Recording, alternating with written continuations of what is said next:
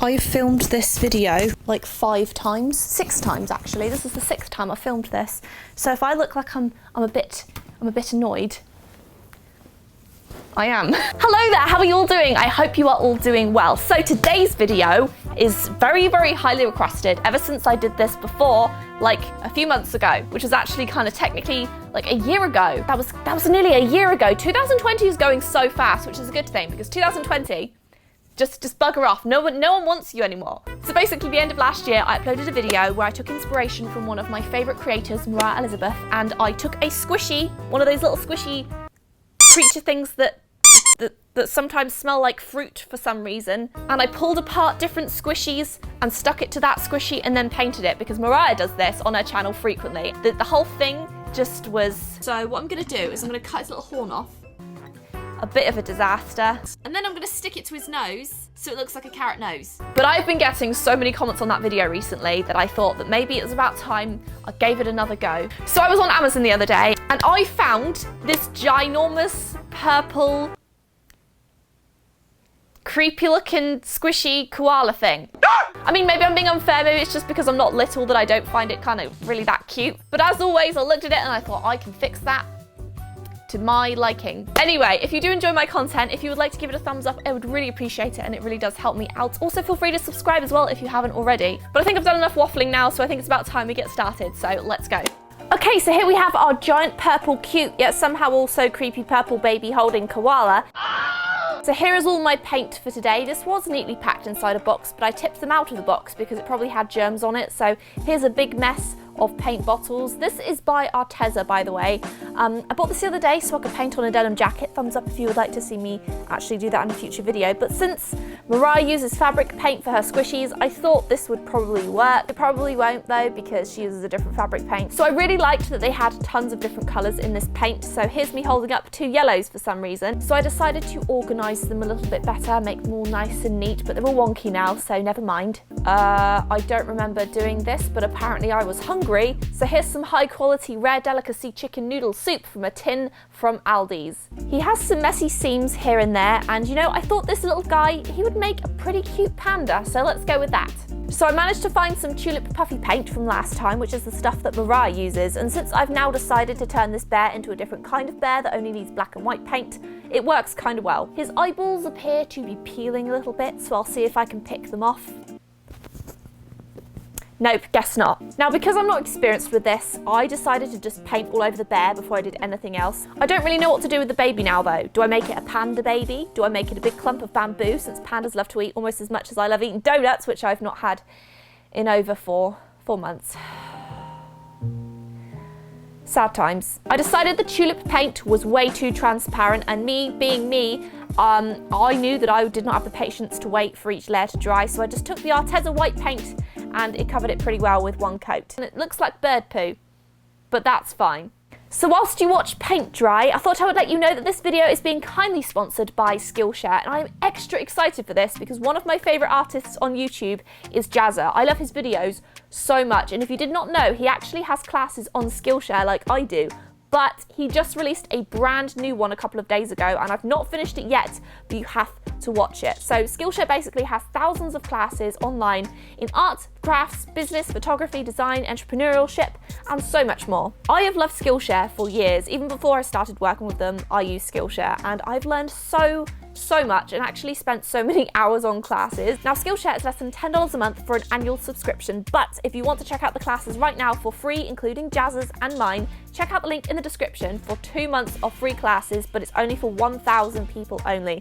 You're gonna love it, and my acrylic painting class is already in the works, so be on the lookout for that. Okay, thank you to Skillshare for sponsoring this video, and back to the panda. The sticker thing that I couldn't scratch off earlier of his eye was peeling under the paint, so I basically had to get some sandpaper to try and smooth it down after I'd painted it, and I know this was a bad idea because little bits stick to the paint, but it's fine because I have a plan. And now I perform a very delicate ear surgery on the bear. Very delicately. I didn't actually plan on cutting any parts of the bear whatsoever, hence why I painted it first, but I realised the koala ears looked nothing like the panda ears that I was going for, so I had to make them a little bit more rounded. So basically I just made a total mess of this poor bear, and he was covered in fluff and little random bits. So using the puffy paint, I filled his ears in where it was messy to try and round them out a little bit, and because I didn't want to wait for the paint to dry like a normal person, I used a hairdryer.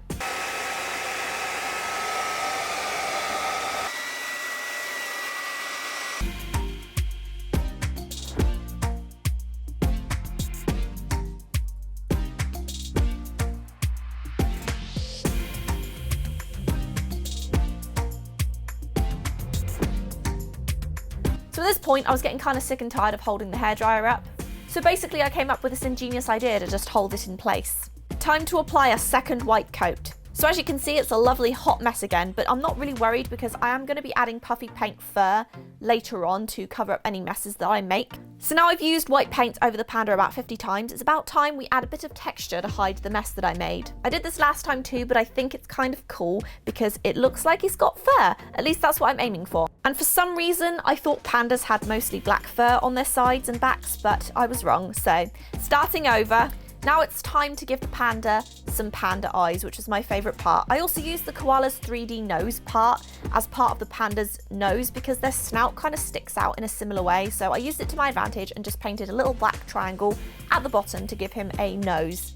So I painted his arms and a small strip of fur around his back, which I never actually knew that pandas had. It's kind of cute because it looks like they're wearing a top that's too small for them. I painted his legs, and let's all ignore the bottom that you can see there because I will try and fix that later on.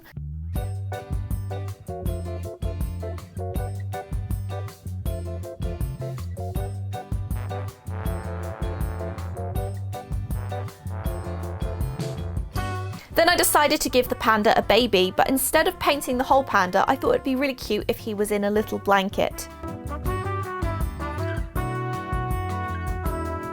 So I added a little bit more texture, and kind of like painting a picture, it's going through that horrible, really ugly phase right now. I promise I will make it look better at the end, but man, it looks really bad right now. So I tried to give the baby panda a little blue blanket, but for some reason the paint had like 0 opacity to it and it was very, very transparent. So I tried using a different blue, and luckily that one worked a bit better.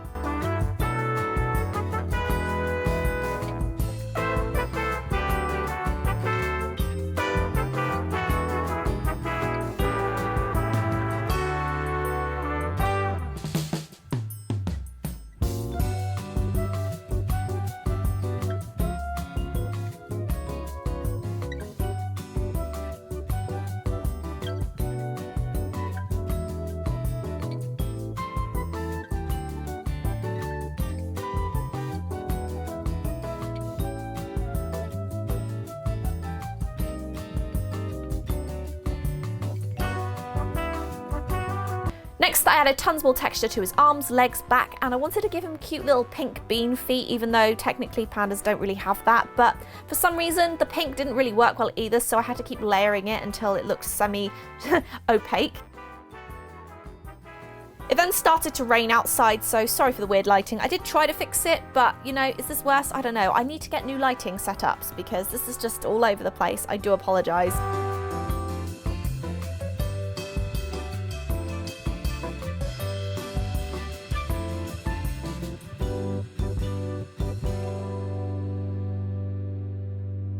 So other than adding a lot more texture to him, I decided it was time to give him some eyeballs. Now, real pandas have black eyes that kind of blend in with the fur surrounding it, but I couldn't really achieve that with something like this because I was going for a more cartoony effect. So I basically just emphasized the whites of his eyes a little bit more and gave him some smaller pupils. I also tried my best to fix his feet. And now, after lots of fixing and painting and repainting and adding different colors and more texture, this is how he turned out. I am actually really happy with what he looks like. He's not perfect in any means, and I'm really not very good at giving these squishies a makeover. I'm certainly not a Moriah, that's for sure.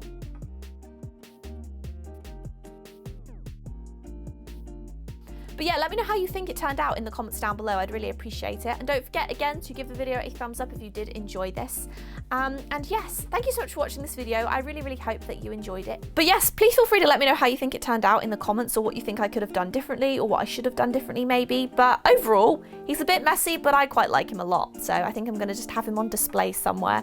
But yes, thank you so much for watching this video. I really, really hope that you enjoyed it. Thank you again to Skillshare for sponsoring today's video. And yes, that's it for today. Thank you for watching this video. Take care of yourselves, and I will see you in the next video.